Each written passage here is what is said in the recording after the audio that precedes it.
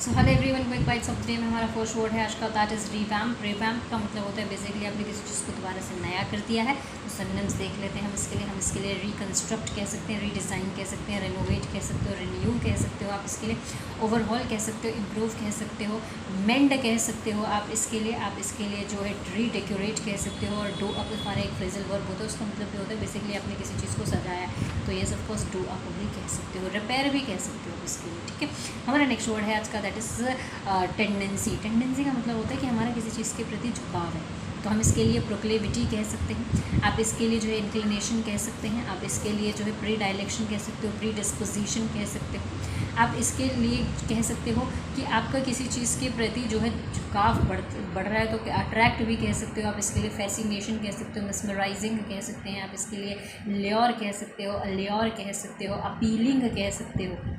ठीक है, हमारा नेक्स्ट वर्ड है आज का, दैट इज़ असेंचुएटेड। असेंचुएटेड का मतलब होता है बेसिकली आपने किसी चीज़ पे जोर दिया है, किसी चीज़ को हाईलाइट किया है। सो सिनोनिम्स देख लेते हैं। हाईलाइट कह सकते हो, अंडरलाइन कह सकते हो, अंडरस्कोर कह सकते हो, एम्फेसाइज कह सकते हो, स्ट्रेस कह सकते हो, मार्क कह सकते हो, इटैलिसाइज्ड कह सकते हैं आप। स्ट्रेस का एक मतलब चिंता भी होता है, हमेशा याद रखना, लेकिन स्ट्रेस का एक मतलब किसी चीज़ पे जोर देना भी होता है, एम्फेसाइज भी कह सकते हो। ओके, हमारा नेक्स्ट वर्ड है आज का, दैट इज़ प्रोब।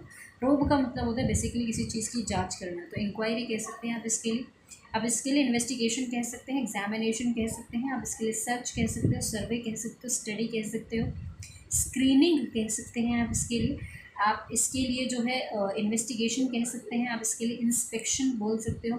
कुछ दो फ्रेजेस वर्ब होती है हमारी, आप इसके लिए लुक इनटू कह सकते हो, डेल्व इनटू भी बोल सकते हो। जी, हमारा नेक्स्ट वर्ड है आज का, that is redundancy. Error detection में कई बार एरर ऑफ रिडंडेंसी पूछा जाता है। वेट वाटर कह सकते हैं, कमिंग फ्यूचर कह सकते हैं, रफली एस्टिमेट कह सकते हैं, है ना, कमिंग फ्यूचर कह सकते हैं। तो ये एरर ऑफ रिडंडेंसी होता है। ठीक है, बेसिकली कोई चीज़ एक्स्ट्रा है, एक्सेस है, सुपरफ्लुइटी कह सकते हो आप इसके लिए।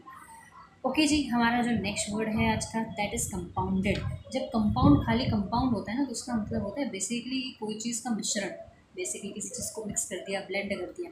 बट जब ये कंपाउंडेड वर्ब की थर्ड फॉर्म बन के पास्ट पार्टिसिपल का काम करता है एज अ एडजेक्टिव, तो उसका मतलब होता है बेसिकली हमने सिचुएशन को पद से पत्तर कर दिया है बेसिकली। तो सिनोनिम्स देख लेते हैं हम इसके लिए। सो हम इसके लिए कह सकते हैं, एक्सर्बिटेड कह सकते हैं, अग्रावेटेड कह सकते हैं, वर्सेंट कह सकते हैं, मेक मोर वर्स कह सकते हैं, आप इसके लिए इंटेंसिफाइड कह सकते हो, एम्पलीफाइड कह सकते हैं आप इसके लिए, आप इसके लिए जो है फोमेंटेड कह सकते हो, इंसियनरी भी कह सकते हो, स्टोक्ड भी कह सकते हो। ठीक है, ऑगमेंटेड भी कह सकते हो। ठीक है, और कुछ इडियम्स होते हैं, तो आप इसके लिए जो है फैन द फ्लेम कह सकते हो, ऐड फ्यूल टू फायर कह सकते हो, टर्न द नाइफ कह सकते हो, ऐड और apply salt in the wounds कह सकते हो, आप इसके लिए ऐड सॉल्ट टू इंजरी कह सकते हो।